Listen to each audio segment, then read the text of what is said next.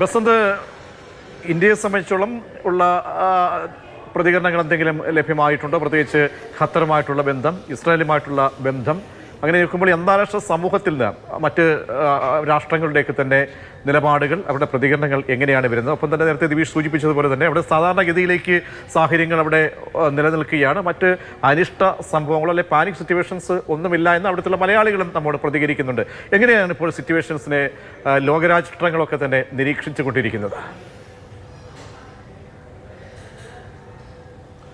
പ്രജീഷ്, ദോഹയിൽ നിന്ന് ദോഹ നഗരത്തിന് സമീപം തന്നെയുള്ള കട്ടാറ, വഖ്ര തുടങ്ങിയ മേഖലകളിലാണ് ഇപ്പോൾ ഈ ബോംബിംഗ് ഉണ്ടായിരിക്കുന്നത്, അല്ലെങ്കിൽ ഈ ബോംബ് ആക്രമണം ഉണ്ടായിരിക്കുന്നത്. ഈ മേഖലകളിലാണ് വിവിധ വിദേശ രാഷ്ട്രങ്ങളിൽ നിന്നുള്ള അവർ താമസിക്കുന്നത്, അതായത് സമ്പന്നർ താമസിക്കുന്ന ഒരു മേഖലയാണ്. ഇവിടെയാണ് ഹമാസിൻ്റെ നേതൃത്വം ഉള്ളത് എന്നുള്ളൊരു വിലയിരുത്തലിലാണ് ഇസ്രായേലിൻ്റെ ഭാഗത്ത് നിന്നുള്ള ഈ ആക്രമണം ഉണ്ടായിട്ടുള്ളത്. പ്രത്യേകിച്ചും ദോഹയുടെ നേതൃത്വത്തിൽ നടക്കുന്ന മധ്യസ്ഥ ചർച്ചകളിൽ പങ്കെടുക്കുന്ന ഹമാസിൻ്റെ ഹലിൽ അൽ ഹയ്യ തുടങ്ങിയവരൊക്കെ ഈ ആക്രമണത്തിൽ ഉണ്ടായിരുന്ന, അല്ലെങ്കിൽ ഈ ആക്രമണത്തിൽ കൊല്ലപ്പെട്ടു എന്നുള്ളൊരു അവകാശവാദം ഇസ്രായേലിൻ്റെ ഭാഗത്തു നിന്നുണ്ട്. അതായത് ഖലീൽ അൽ ഹയ്യ അടക്കം 6 പേർ കൊല്ലപ്പെട്ടു എന്നുള്ളൊരു അവകാശവാദമാണ് ഇപ്പോൾ ഇസ്രായേലിൻ്റെ ഭാഗത്തു നിന്ന് വന്നത്. ഏതായാലും ഈ ദോഹ അല്ലെങ്കിൽ ഖത്തർ ഇപ്പോൾ ഈ മധ്യസ്ഥ ശ്രമങ്ങളിൽ നിന്നും ഈ ആക്രമണത്തെ തുടർന്ന് പിൻവാങ്ങിയിരിക്കുന്ന ഒരു സാഹചര്യം കൂടി ഉള്ളത് വലിയ തോതിൽ ലോകരാഷ്ട്രങ്ങളെ, അല്ലെങ്കിൽ ഈ ഒരു സമാധാന ശ്രമങ്ങളെ തന്നെ ബാധിക്കുന്ന ഒരു വിഷയമാണ്.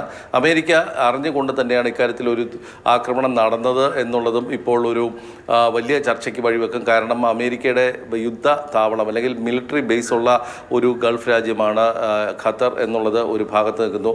ഇന്ത്യയുമായി വളരെയധികം അടുത്ത് ബന്ധം പുലർത്തുന്ന ഒരു രാജ്യമാണ് ഖത്തർ എന്നുള്ള കാര്യം നമ്മൾ ഓർക്കേണ്ടതാണ്. നിരവധി ഇന്ത്യൻ വംശജരുണ്ട്, അതിൽ തന്നെ മലയാളികൾ നിരവധി ഉള്ള സ്ഥലം കൂടിയാണ് ദോഹ.